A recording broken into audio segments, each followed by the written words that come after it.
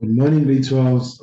So today we are looking at question 9. See, so okay, what is it that you are having here in front of us? So here they are saying to us that the diagram below shows a solid triangular prism. Okay, so um, the triangle is right angled with a height of 8x meters, a base of 15x meters, and a hypotenuse of 17x meters, and as indicated on the diagram. So this is the diagram that you are seeing here in front of us. Okay, so let me just retrieve the diagram like what I did on the previous questions. So let's see what is it that you are going to have. Just retrieve the diagram.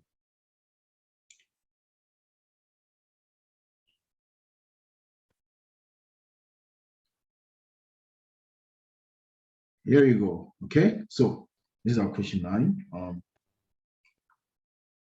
Okay, like this is our question 9. So it's an application question on what differential calculus. So just write the question 9. What is happening to my pen? Let me just take my pen. It looks like I didn't take my pen. Yes, I didn't have my pen. So okay, there we go. Question 9. This one. It's an application question. So presented to us according to the statement. So let's see what is it that they want us to do. So what are they saying here? The triangle is right angled with a height of 18x meters, a base of 15x meters, and a hypotenuse of 17x meters as indicated in the diagram. The length of the prism is y, and the total surface area of the prism is 5,760 meters squared. So that's what they are telling us, 5,760 meters squared. This is what they're saying, it's the total surface area, right? So with this being the total surface, calculate here. But like, yeah, you see, so what it is show that y is equals to 5,760 minus what minus 120x squared over 40x. So this is what they're saying we should show, okay? That y is that. So how are we going to go about showing that? That's our 9.1. How are we going to go about calculating that? It's easy. We have to take it from what we know, right? Like this is what I always say. We must always take it from what we know. So total surface area, like we have to take it from total surface area of this prism. So you see here, down here, right? It's what? It is a rectangle, right? So how do you get the area of a rectangle? That is a length times breadth, right? So this is the length times breadth, okay? And then, okay, yeah, length times breadth. Let me just take it that way, length times breadth. And then, which one is this one? You see, if I say length times breadth, it's going to give us a problem. So I think it's best for us to work with numbers, okay, so that we don't make mistakes. So it's actually, I'm going to say AB times BE, right? The one that I've indicated on that is on the bottom. And then the other one, this one here on top, it's going to be what? Times CB, right? This one here. So I'm taking this one here. So the area of this one here, CB multiplied by BE, the other rectangle. And then there is that other one there, this one here, that goes this way. Okay. And that is going to be plus, what is it? It's going to be plus CA times A what? Okay, CA times what? CD. That is how I'm going to take it. Times CD, right? And then we have the two right angle triangles. So plus 2 times what? 2 times half the base, which is AB, okay, multiplied by what is it? Multiplied by AC. Okay, so this is what we have. Now let's work it out. They gave us the total surface area of the statement. What did they say? They said the total surface area is 5,760, right? It's 57,060. Yo, I will pardon me for that. 57,060. I mean, being I made mistakes, you see. So everything is equal to 57,060. So with everything being equal to 57,060, what is AB? This is 15x. So I'm just going to compute that. So I'm going to have here, I'm going to put my 15x, okay? And then my 15x multiplied by BE. What is BE on the diagram? So let's see, BE, you see BE is the very same length of CD, right, which is Y. So this one here is Y. So I'm going to put my Y there. Let me put my Y and see what is that you're going. CB multiplied by BE. What is CB? Let's check. CB, CB. Okay, CB, there is 17x, you see. So we have it as 17x. This part here, I plug it here. Let's plug it. So we have 17x multiplied by BE. What is the measure of BE? Let's check. BE. So BE, you can see it's still Y. So I'm going to put my Y here plus, okay, let's proceed. So we're here. So we've treated this one, we treated this one. And then CA multiplied by CD. Which one is CA? CA is 8x there.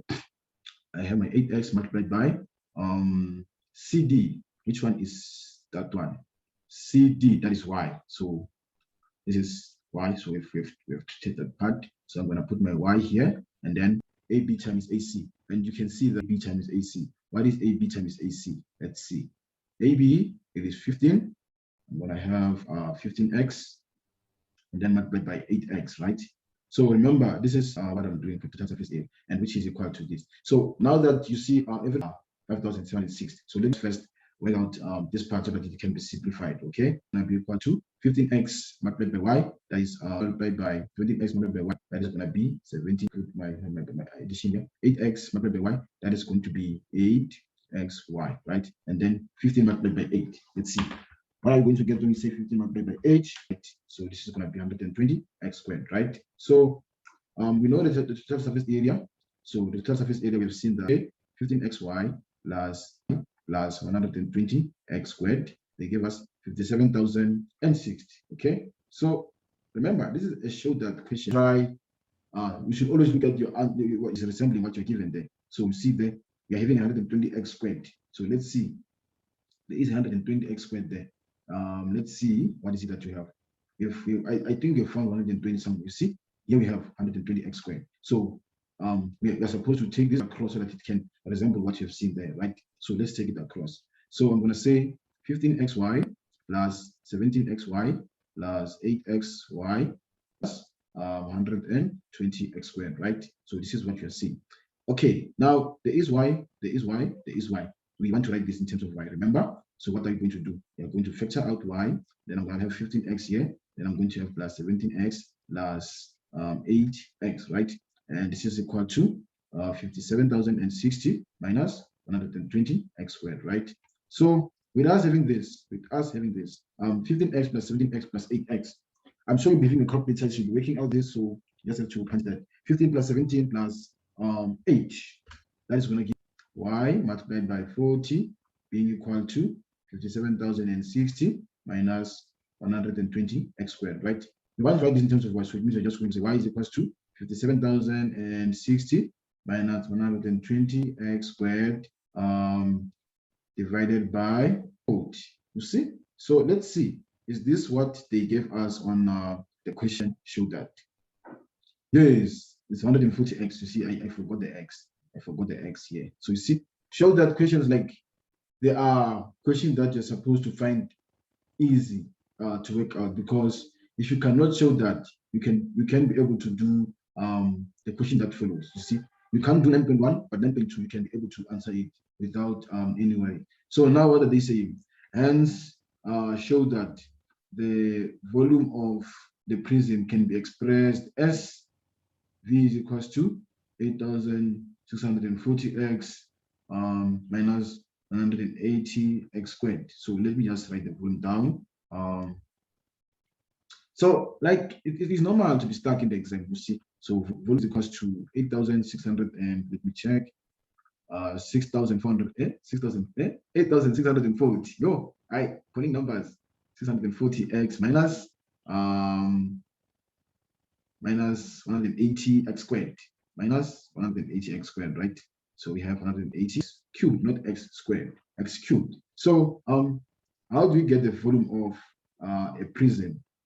So this is what we have, right? So they want us to get the volume of this prism, right? So how do we get the volume of a right prism? That's one thing that we should always try to remind ourselves of the formulas. So how do you find the volume of a right prism? So we know that the volume of a right prism is half. So now let's look at what is it that we are going to need to calculate this on the diagram. Okay. So let's go to the diagram and see what is it that you're going to need for us to calculate this. So you see, this is our height, right? Our height is what? It's 8x, and then our base is y in terms of x, which is our length, right? So let me just take it like that first. So say we are going to have v equal to half 8x multiplied by 15x multiplied by y, right? We did find y. We have found y, remember. So we are going to have what? Half of 8, it is 4x. So we're going to have 4x multiplied by 15x multiplied by y, right? Well, let me just take it this way first. What is 4 times 15? 14 or 60, I mean, not 16. So this is going to be 60x squared y, right? And then y, we found y. What is y? So let me just put it down. So we have found y, so I'm going to put my 60x squared, and then y, it is that 5,000. Am I writing this right? 57,060 minus 120x squared, okay? 120x squared all over 40x. This is what they give us there. Yes, this is what we are seeing. Okay, this is what we are seeing. So we are having this. Now let's work it out. Let's work it out. 60 multiplied by x squared. Let me see. Again, we are solving towards the answer here. We have the answer. This is the answer. So let's see what is it that you're going to have upon solving. So, okay, what is 60 divided by 40? 60 divided by 40 might be 3 over 2x, right? This is going to be 3 over 2x. So this one here is out. And then I'm left with 5,060 minus 120x squared. So just hoping when we do the final multiplication, you're going to get the right thing. And otherwise, you might have to redo this. And that's one skill in the exam, you know. You must be prepared to redo it when you're not seeing the right thing there. So let me see. 3 over 2 multiplied by 57,060. Getting 85,590 x minus now 120 multiplied by 3 over 2. This is 180. See, so we have minus 180 x cubed. So is this what they gave us there? Let's check. Otherwise, if it is not what we got, or is what is on the question, we have to redo this. You know, you must be prepared to redo a question in the exam. Don't be intimidated. Yes, you see, celebrate. This is the right thing. So that's how it is. You celebrate. So with us having this, now we can proceed with solving the other questions. Let's see, was this the last question and question number 9? I'm not sure. Let's verify if this was the last question or what. Okay, so we have found that.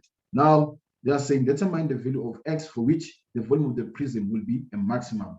Okay, so the volume of the prism for which it will be a maximum. So we must know that the moment they talk about maximum, minimum, they want you to differentiate first and then proceed in okay. So yeah, what is it that you know at maximum?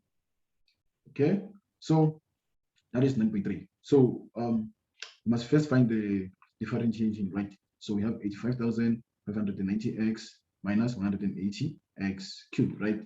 And then you're supposed to differentiate. And when they talk about maximum, like some questions, you just have to, you know, master the procedure that they use to answer. You know, you don't have to struggle. So we differentiate this one here,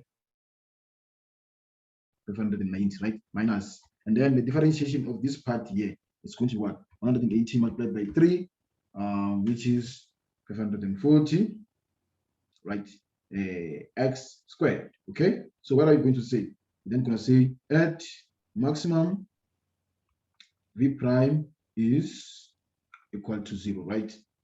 So the fact that v prime is equal to 0, you're simply going to say 85,590 minus 540x squared is equal to 0. Okay. And then I'm going to take this one across so that I'll have 85,590, which is equal to 540x squared. Okay. Then I divide both sides by 540.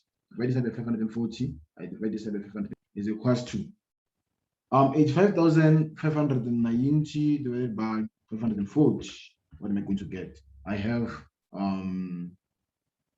317 over 2. Okay, 317 over 2. And x is equal to the square root of 317 over 2. And what is the square root of 317 over 2? Square root of 317 over 2. So it goes to something like square root of 634 over 2. This is what it actually means. Square root of 634 over 2. Okay, but it's a decimal answer, as you can see. What is 12.58? So globally speaking, that's how this question will have been solved, and that is where this question ends.